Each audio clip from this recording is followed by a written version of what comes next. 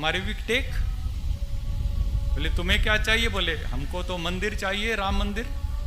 कहाँ चाहिए? अयोध्या में। बोले हाँ मैं लगवा देता हूँ। उसी राजीव गांधी ने अपने एक मिनिस्टर को भेजा, जाओ फैजाबाद की कोर्ट में अर्जी दो।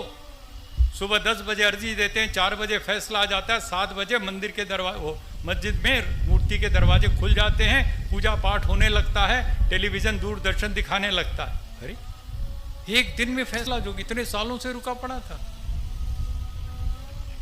फिर भेजते हैं बूटा सिंह गृह मंत्री को, जाओ नींव रख दो, संगे बुनियाद, मंदिर बनना शुरू हो जाए, हिंदू भी खुश हो जाएंगे। अरे ये कौन सा नाटक हो गया भाई? प्रधानमंत्री का यही काम रह गया? बेरोजगारी मिटाओ, सबको, बच्चों को एक जैसी पढ़ाई का इंतजाम करो, सब बीमार को एक जैसी दवाई का इंतजाम करो। तुम्हें क्या पड़ा हुआ है कि मंदिर चाहिए कि मस्जिद चाहिए? बोले नहीं नहीं नहीं, हम इसका भी कर देते हैं, सबकी वोटें बटोर लेंगे, आराम से बटोर लो, वोट बैंक बना लो। तो बूटा सिंह ने जाके संगे बुनियाद रख दी और कहा यहां से मंदिर बनेगा, इतना बढ़िया बनेगा, ये है वो है। आडवाणी जी ने रथ यात्रा निकाली। मंडल कमीशन वीपी सिंह ने लागू किया था पिछड़ों के लिए आरक्षण की बात।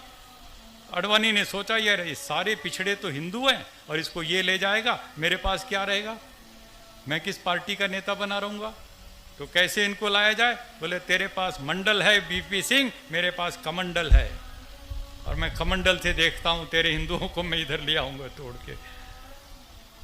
और जब रथ यात्रा निकाली सोमनाथ से, पूरी सरकार हिलने लगी और मुझे बुलाया वीपी सिंह जी ने, क्योंकि मैं मंडल कमीशन का समर्थन कर रहा था, उनकी पार्टी में नहीं था। मैंने कहा अच्छा काम है, पिछड़ों को सामाजिक न्याय मिलना चाहिए। तो उन्होंने मुझे कहा स्वामी जी इसका भी कोई हल निकालो, इस मंदिर का, ये मस्जिद वाला जो बाबरी मस्जिद। मेरे दोस्त थे सैयद साहबुद्दीन, हमारी पार्टी में थे, चंद्रशेखर जी के साथ मैं भी और वो भी। तो मैंने उनसे जाकर के पूछा, जफर याब जिलानी साहब से बात की, कोई रास्ता बताइए। उन्होंने मुझे बताया रास्ता। कहने लगे मस्जिद की जगह जो है पूरी की पूरी 2.7 एकड़ जमीन है, उसके सामने 65-67 एकड़, लगभग 70 एकड़ जमीन खाली पड़ी है, वो जमीन दे दीजिए इनको। जब आडवाणी जी रथ यात्रा में बैठ के दिल्ली आए, इधर आने से पहले, पटना के बिहार में घुसने से पहले, बिहार में घुसने से पहले तो लालू जी ने गिरफ्तार कर लिया, उससे पहले की बात मैं बता रहा हूं। जब वीपी सिंह जी आए और कहने लगे ये क्या समाधान है, तो हमने वो नक्शा खोल करके बताया उनको कि देखिए ऐसा ऐसा भव्य मंदिर बन सकता है, आप ले लीजिए जितनी जमीन चाहिए, 2.25 एकड़ को छोड़ के, और 30 एकड़ ले लीजिए, 35, 40, 50 एकड़ ले लीजिए। तो आडवाणी जी मुस्कुराए और बोले मुझे बेवकूफ़ समझ रखा है कि मैं राम का एक और मंदिर बनाने निकला हूँ? आपने मेरा नारा नहीं सुना? हमने कहा उनसे एक बार फिर बताइए क्या है नारा? कहने लगे सौगंध राम की खाते हैं, मंदिर वहीं बनाएंगे। बोलने लगे वहीं का मतलब समझिए। हमने कहा वहीं का मतलब तो अयोध्या में। बोले ना, वहीं का मतलब है वो जो बाबरी मस्जिद है उसके बीचों बीच में 4 फुट बाई 4 फुट का जो मिंबर होता है जिस पे खड़ा होके इमाम खुतबा करता है, वहीं ठीक उसी जगह पर राम जी पैदा हुए, रामलला। उसी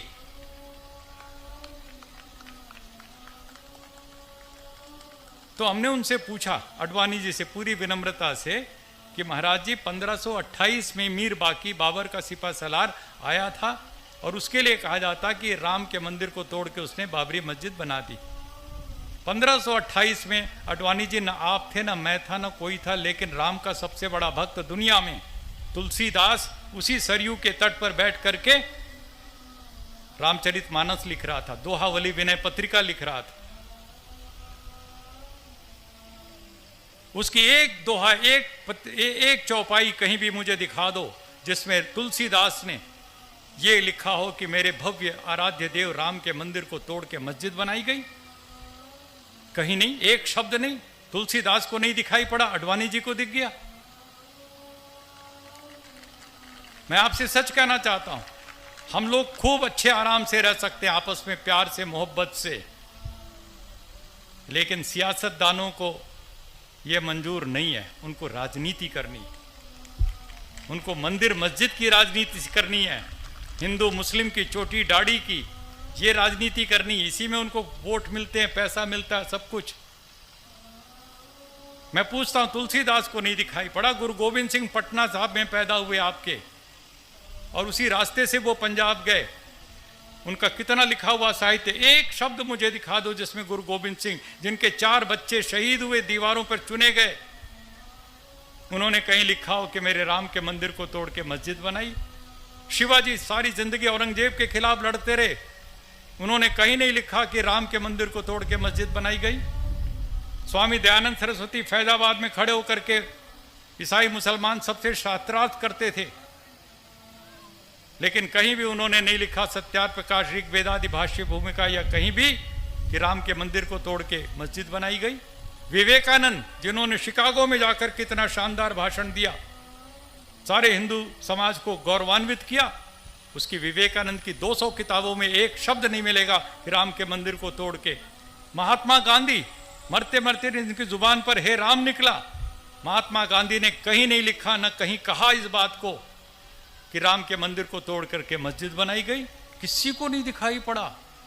लेकिन जिनको सियासत करनी है उनको दिखाई ही दिखाई पड़ रहा।